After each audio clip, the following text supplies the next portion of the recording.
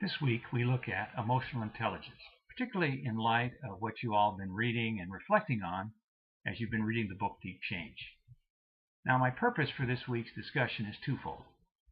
First, I hope you can get a clear grasp of this very important set of skills referred to as social and emotional intelligence.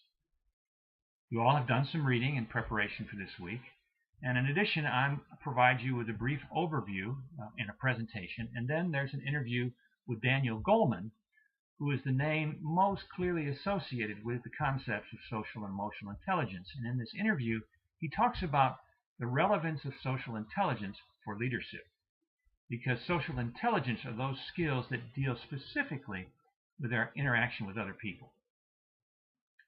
My second purpose for this week is to enable each of you to share with each other some of the things you have learned about yourself, about your organizations, about leadership, and about dealing with other people as you've been reading the book Deep Change. Now, there's a very clear assumption I make in setting up the discussion this way. I believe our ability to undergo deep change in ourselves and to facilitate deep change in others is clearly related to our emotional and social intelligence. In order to do one, we must have the other. And so in the discussion, I'm asking you to share what you've learned, but also to make the connections with emotional and social intelligence. Now, let me also now say a word about the final project proposal. Both your interview summary with your leader that you chose, as well as your final project proposal, are due this coming Saturday. Some of you have been asking me about the project proposal, so let me try and clarify. Basically, what I'm looking for is a paragraph that answers 4 questions. What is going to be your topic? Your topic can be anything related to leadership. It may be something we've discussed, or it may be something related that you're particularly interested in. And then which of the 6 options are you going to choose? Are you going to do a research paper? Are you going to do a workshop proposal, a succession plan, a strategic plan? There are 6 options. And then thirdly, why have you chosen this topic and this option? And then finally, what do you hope to accomplish?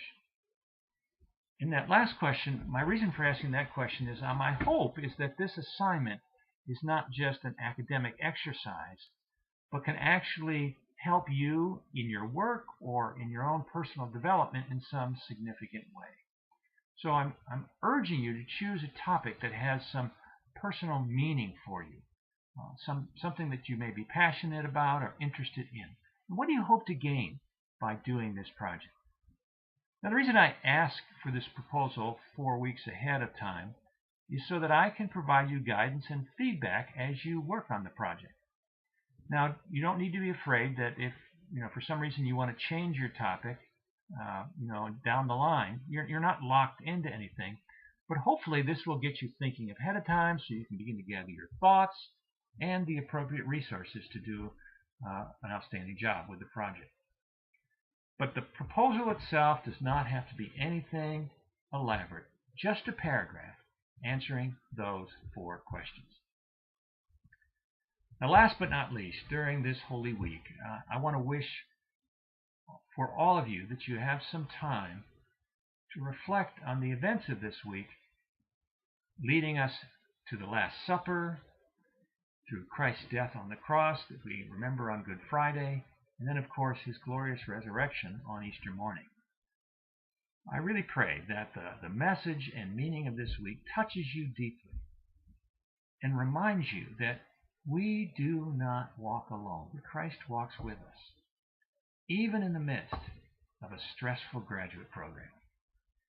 So have a great Easter, and I look forward to interacting with you during this week.